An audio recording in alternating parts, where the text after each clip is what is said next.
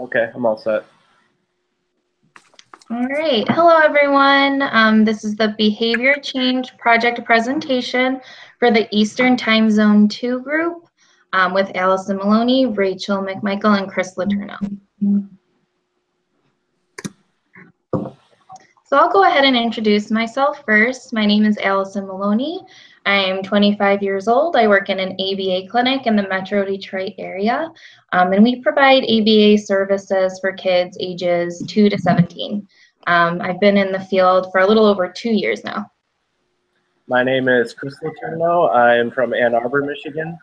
Right now I work in Grand Rapids at an ABA clinic. I've been doing it for about 2 years now. I love it, and that's why I decided to get my master's in this.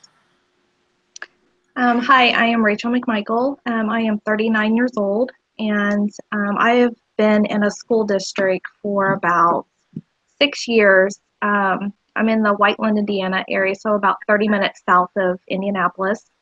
I chose to do ABA because I switched kind of fields in the school district into behavior coaching, and I really enjoy working with some of my autistic kiddos, so I decided to do ABA therapy, and that's why I want to get my master's in it, so I can kind of move forward. Okay. Cool. So the purpose of this project was to replicate and analyze a published behavior change research study for group members to gain insight on research methods, protocols, and analysis, to provide an opportunity for students to learn the necessary steps and procedures to replicating a published research study, and for students to gain experience acting as both the administrators and participants in research replication. So the study that we chose to replicate was Increasing Physical Activity Through Self-Monitoring, Goal Setting, and Feedback by Matthew Norman. So a little bit of background research on physical activity. Adequate amounts of physical activity are necessary to prevent weight gain and maintain a healthy lifestyle. Low activity levels associated with weight gain may result in problematic health conditions such as heart disease, stroke, hypertension, and certain types of cancer. Excess body weight and low activity is a problem that's increasing in both adults and children in the United States and continues to have social significance. Clems, Hamilton, and Lindley in 2008 demonstrated a correlation between being overweight or obese with low step counts, whereas normal weight individuals demonstrated higher step averages. And kind of piggybacking off that previous slide, Van Hoy and colleagues, they set out to find a correlation between feedback and physical activity. Participants were put into 4 different groups. One was control. There was a self-monitoring group. There was just a feedback group. And then there was also a feedback and one-on-one coaching group. They found that the self-monitoring group showed an increase in daily steps once they were given pedometers. The other group that showed a significant increase was the one-on-one coaching. The researchers found that one-on-one coaching led to higher performance, and they met with their participants once a week. So there's a call for behavior change. Hill, Wyatt, Reed, and Peters conducted research on preventing weight gain in adults in the United States. So what they did was they assessed the amount of caloric intake and activity levels necessary to maintain current weight and prevent excess weight gain. They suggest that a relatively small changes in physical activity, such as taking an additional 2,000 to 2,500 steps per day, can prevent additional weight accumulation in average adults. So they suggest that just walking 1 more mile can keep weight levels down. And this research influenced Matthew Norman to conduct his study to explore increasing step counts in healthy adults in the U.S. Since technology was such a large part of this research project, I felt like, since we utilized the Fitbit and our phones, and all the other groups seem to do the same thing, I decided to research some technology articles. The use of technology can influence reported activity levels. Lippman and colleagues found that current users of exercise apps were 27% more likely to report that they're actively exercising compared to other people that don't have apps. I think a limitation there is obviously someone could lie about exercising or even having an app that makes them exercise. But regardless, the app users spend a significant amount of their leisure time participating in moderate to excessive exercise. Physical activity during leisure time is shown to diminish the risk of dementia, metabolic syndrome, and death. So the study that we chose to replicate, as I mentioned earlier, was increasing physical activity through self-monitoring, goal setting, and feedback. So what Matthew Norman did was he analyzed the effects of goal setting, self-monitoring, and feedback on increasing daily step counts for 4 adults that wanted to increase their daily activity levels.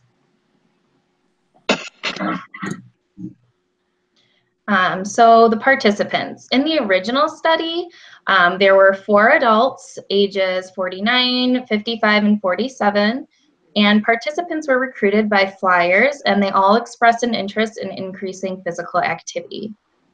In our replication, we have 3 adults, 2 females and 1 male, ages 25, 28, and 39.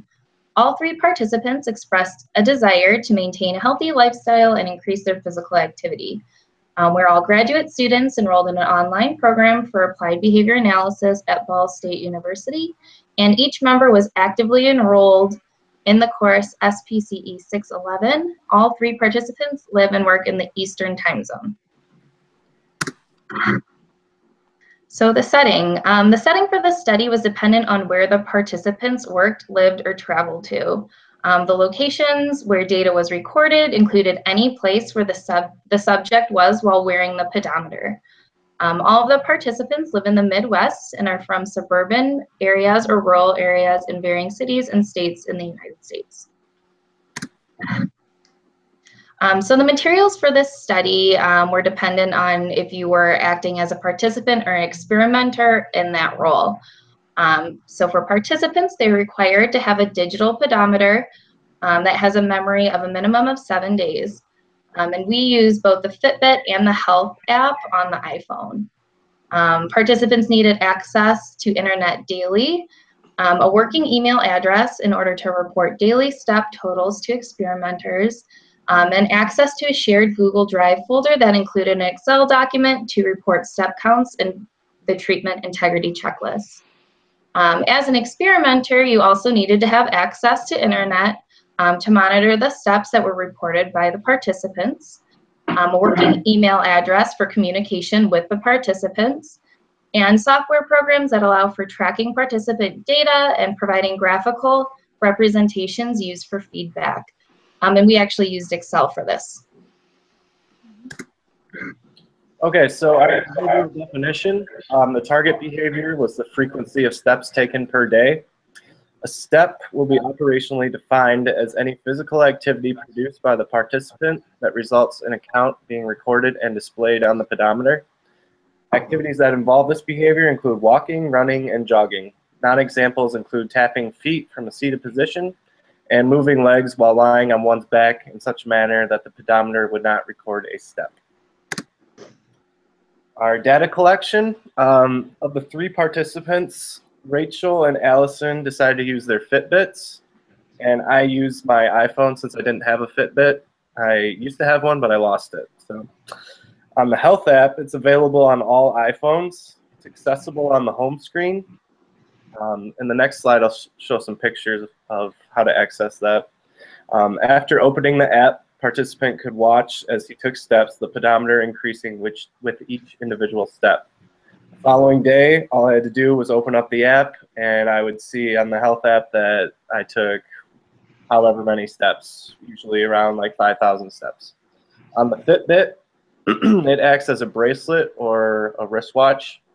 The pedometer increases with each individual step the participant takes, and the following day, the participant is able to access their step count from the previous day by using their Fitbit app on their smart device. And these are screenshots from my phone. As you can see, there's the Health app right there with the heart. And then once you click that, this screen opens up. And it goes to steps. And then these are my steps taken from the previous week. this week. As you can see, I've kind of fallen off the wagon again, and my activity level has gone way down. But yeah, this is where I would find my total steps taken for the day. And then data collection for the Fitbit. Obviously, you put it around your wrist.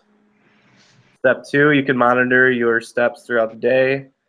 And then at step 3, you open up your Fitbit application, and it takes you to this page, and it records and shows you how many steps you took the previous day. Our research design was conducted using a reversal or ABAB design. There were 4 phases of the replication. Initially, there was baseline collected, which included the frequency of steps taken. And then we tracked the frequency of steps taken while we implemented the intervention, which was feedback, daily feedback. Then we returned to baseline, which the intervention was removed. And then the last part, phase 4, we returned to our previous intervention. We did have some limitations. Obviously, we used 2 different pedometers. I used the health app, and the 2 girls used the Fitbit, which could cause some inconsistent data there. In order for the health app to work correctly, participants had to carry their phone on their person at all times. At work, I know I'm chasing around kids all day. There were a few times I forgot to bring my phone, or I would leave it at the table. Also, I had people looking at my phone. Obviously, if another individual is using my phone or walking around with my phone, those aren't my steps, they're someone else's steps. There were places I couldn't take my phone, like the shower, or just rooms that I couldn't have the phone on me at that time. The 3 different participants lived in areas throughout the Midwest. We had to rely on technology to give feedback, so email, texting, and Skyping I feel like wasn't the most reliable form of communication. Obviously, face-to-face feedback would have been more effective. Participants also recorded data during 5 days of the week, Monday through Friday, so weekend data couldn't be recorded and couldn't be reported or assessed for results. Okay, our baseline phase, participants were required to not communicate step totals, goals, or deliver feedback to other participants. We also disabled the notifications button on our tracking devices. We placed tape over the screen so steps were not monitored during that time. Baseline average was established by adding the daily steps taken per day during the week and dividing those steps by the 5 days that we had steps. At the end of the week, the participants were required to text or email results to their data collector for graphing purposes. During the intervention phase, participants were required to report their daily step total via text or email once per day. Specific feedback such as "great job, keep up the great work" was given to participants in response to their step total to increase that participant's physical activity for that day. When goals were not met, we offered encouraging feedback such as "you were almost there, keep trying harder." Those were all used to try to increase the physical activity. Multiple time series graph, it was sent to participants once per week via text or email showing that participants' current goals or performance. All right, so I'll go over my results. The horizontal line on the graph, the dashed horizontal line, represents my step goal, which I set at 8,900 steps daily. So during my baseline, I had an average of 8,667.8 steps, and that baseline ranged from about 6,000 to 11,000. During the introduction of treatment, my average steps actually dropped to 7,982.1. And then at the second baseline, when treatment was removed, my steps continued to drop to an average of 5,662.4, with a range about 4,000 to 7,000 steps. And then after reintroduction of the treatment, my steps increased to 8,824.8. So looking at my graph, you can see that during the intervention phase, I was actually, my average was not higher than the goal that I had set. So we set our goals based on our baseline averages, which actually during my initial baseline, one of my data points was the most steps I ever got throughout the whole experiment, which was the day where I had 11,000 steps. The last two phases of my graph actually show that when treatment was removed, my baseline did go down, and then at the reintroduction, it did go up. But overall, during the first intervention phase, my data didn't jump up. So there are a few explanations that could have been causing this. The two lowest dates were actually days where I stayed home from work sick. So I had less physical activity. And my original baseline, like I said before, had one of my highest steps. So it could have been that that wasn't a really accurate baseline, and that it was just a more active week for me. So overall, I did meet my goals some of the days, but my data shows that I didn't reach my step goal of 8,900 steps. Okay, so looking at my results, my first baseline, my average was 7,781 steps.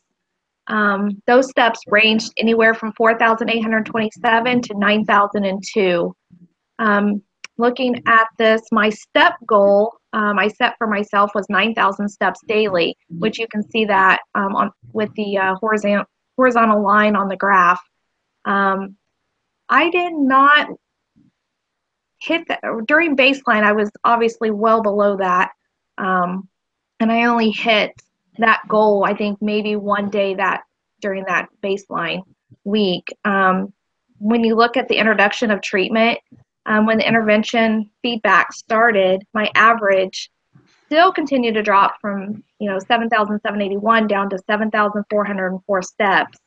However, I did hit a couple days where my highest was during that time frame was 11,030 steps, but a majority of them were well below the 9,000 steps daily goal.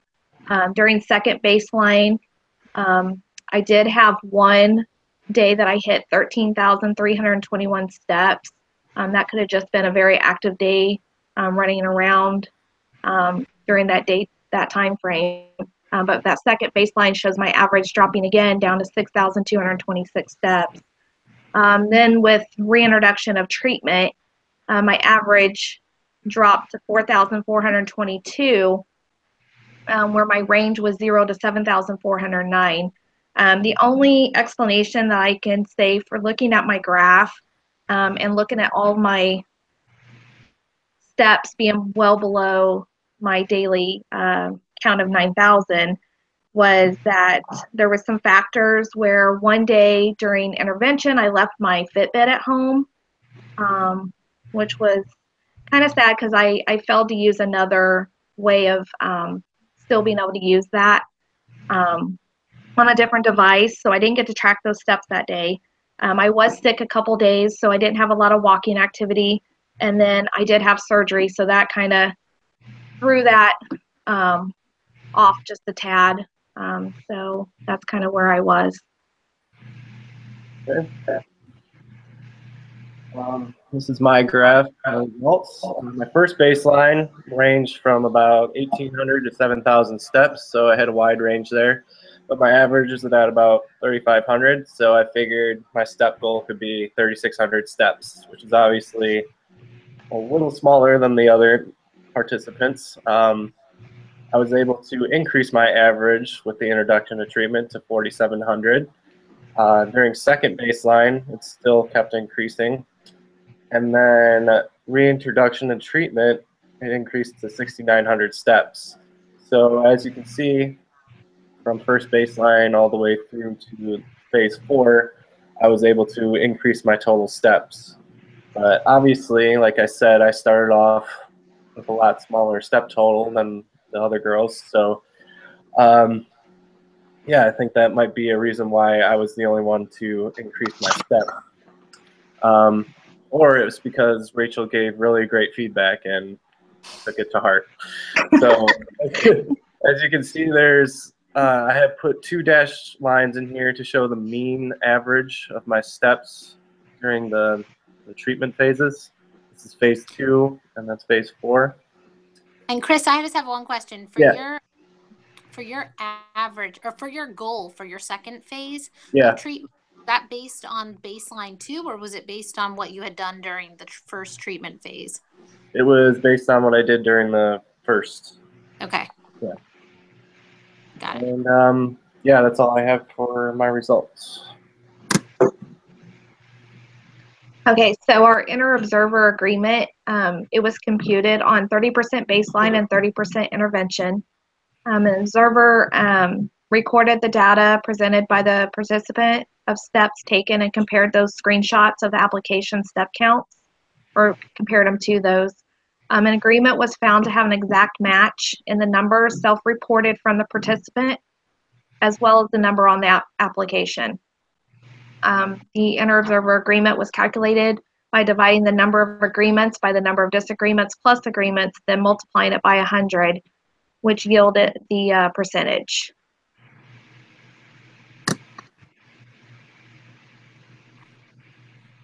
Looking at this, all 3 participants in comparison to the screenshot results, all 3 maintain 100% agreement. So here I have figure 1 was Allison's data. So it kind of showed her steps on her application compared to what she had sent in her texting when we were communicating. Figure 2 was my data, and then figure 3 was Chris's data.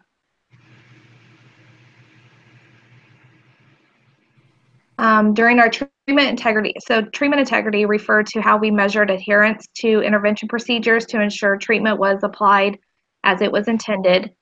A checklist was developed to maintain and measure data in regards to goal setting, self-monitoring, and feedback. During replication, 15 days of intervention was observed. Chris and Allison both reported maintaining 100% treatment integrity during these phases. I reported for 14 of the 15 days, scoring my integrity at 93%. That was based on not having a report for 1 day. Specific feedback provided by each participant also demonstrates integrity. And then the pedometers that we used, which was the Fitbit and the health app on the iPhone, were all reliable technologies of measurement. And here is an example of a checklist that we used to promote goal setting, self-monitoring, and feedback. So there was a few questions on there asking, did I turn on the app to record steps taken? Did I report my step totals to the observer? Did I keep track of the device on me at all times? Did I set a goal based on my baseline average? And did I receive feedback from the observer? And then at the bottom, you could put comments. I did have one in there that said that during the intervention phase, I forgot my Fitbit and failed to record the steps from another device. And there's our references. Okay. That's it. That's it. Great. Very well done, guys. That was a really, really good presentation. I actually am not a fan of this study. I think the more that I see groups trying to replicate it, almost no groups are successful. And I think really the main issue is because of how the goals are being set. And I think you also only have a very small window of time to replicate.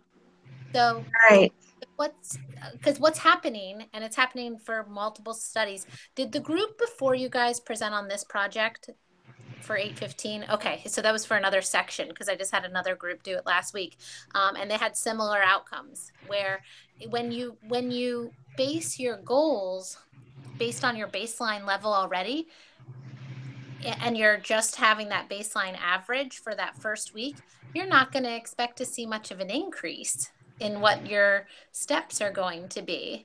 And then you only have like a 2-week phase within that first treatment section. And then if your average stays about the same of what it was in baseline, it doesn't increase like incrementally. So I just have a question for you guys. How do you think, like, what do you think you could have modified in this study that would have made it a little bit more effective? You guys keep blaming yourselves. Saying I'm sick, or I left my Fitbit at home or something. I think Christopher actually mentioned, or Rachel's feedback was just really great, and it was successful as a reinforcer. But like, what do you think could have been modified, whether it was goal setting or the reinforcers, because maybe the feedback wasn't enough? I'm just curious to get your thoughts on that. I definitely think that if there was another form of reinforcement applied, it could have been more effective. So not everybody is reinforced by having positive feedback from a peer. So if there was, more specific reinforcement available, I think that could have made it a little bit more successful. Yeah, and like you said, maybe more goal setting. I mean, we set our goals after the first week of baseline and went from there.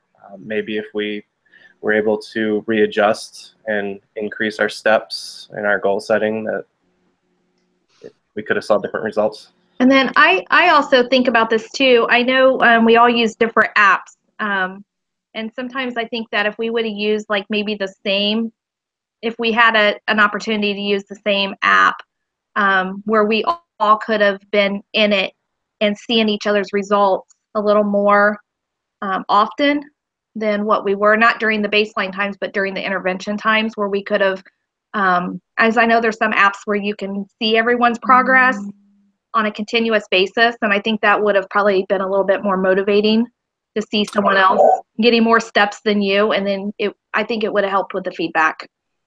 And well, and some competition too. I see. Yeah. What about if you guys, so there's a bunch of exercise studies that groups have done. And some studies, the groups get to pick their own goals. And then other studies, the goals are like preset, so that like every week, assuming their goal was met, then the steps go up by like 1,000 steps or something. So do you think you would have had a preference to set your own goals, or do you think you would have liked to have had them more predetermined for you and had somebody else sort of setting them? I think I would have liked having someone else set them for me, and then me have an opportunity to try to meet that goal. Yeah, I like the idea of a predetermined step count. I mean, for me, I feel like I would set it low. But yeah, if someone else said it, I don't know. I think it would work better for me personally. Yeah, and what a lot of the group members said when they were able to set their own goals is that they had a preference for that. But if you would look to see what goals they would set for themselves, they were way lower than what the other studies would. So it's like, okay, well, that may be a preference, but you might not be pushing yourself as hard either. So yeah, it's been sort of interesting to get different feedback on that. I really like how you guys showed the checklist that you used for treatment integrity. I also really like that you guys brought in the technology articles as well in the intro, because a lot of folks have just focused primarily on the other studies that have looked at increasing exercise. But I thought that was interesting as well. And I'm just trying to see if there's anything else. I think you guys really were thorough. I have one other question. Did you guys all serve as the experimenter as well? Yes. Okay. Yeah. So you didn't have one person providing that feedback. Right. So each person reported their steps to somebody and had them give the feedback. So we each kind of, we weren't matched up as a pair. We sort of spread that out in our group. Okay. And then the same thing, did you guys, the person who scored the IOA, did you, and I missed that again, like it was, did you send a picture of what you had for your Fitbit? or did you enter it into a spreadsheet or something and compare them for the IOA? Is that how you guys did Yeah, it? we used Excel spreadsheet. Got it. And then so the same person who served as the experimenter then also served as the person collecting IOA? Mhm. Yes. And then, yeah, compared them to screenshots. So reporting the self, comparing the self-reported step count with the screenshot. Yep. Okay. And then in the original study, the other group did the same thing you guys did. They did a multiple baseline with an embedded reversal design, but you guys chose to just do a reversal design. And what was your rationale for that? I think Oh, go ahead, Chris. it was just simple for us to do it that way, to be honest. Yeah, I mean, I think really due to time constraints, it would have been hard to do the multiple baseline because you would have had to extend baseline for several of the legs, and you already don't have that much time to complete it anyway. So I think it's fine for those who decided to do a reversal anyway. You would have been able to demonstrate a functional relationship anyway. And then I guess I have one last question for Christopher. Yep. You in second baseline, your data kept going up. Yeah. So what would you attribute that to? Like, why do you think it didn't revert back to baseline? To be honest, since I was using my phone in that app, I got used to. I remember like the period of time that it kept going up. I think I got used to carrying my phone on me. So I think like during the first couple of phases there, the original baseline and then the first intervention, those were points where I forgot my phone on my desk from time to time at work. But by the time the third baseline or the second baseline came in, the third phase, and then the fourth phase, I always had my phone on me. So, the steps were obviously increasing. So you think even in the first treatment phase, there were times where your data weren't being collected? Exactly. Yes. And I mentioned that in the limitations that I've forgot my phone at work multiple times, chasing kids around, Right. doing that stuff. I wish I would have used the Fitbit. Yeah, it's hard and to keep your phone on you at all times. Also, if you lose your service or things like that, I think it can be a little bit less reliable. Right. But I've also heard of many people losing their Fitbits because they come off too. Yeah, that's what happened to me. I lost my Fitbit. So yeah, exactly. Okay, well, you guys did a wonderful job. You just need to upload this by tomorrow, I believe. Is that the due date for your group for the discussion board? So you'll put it onto like a YouTube video. The other students can watch it. You can upload the PowerPoint along with it if you'd like to. I think sometimes people will also just upload like the graphs so that they can show those, but you guys had them each on separate pages, so they should be simple to see.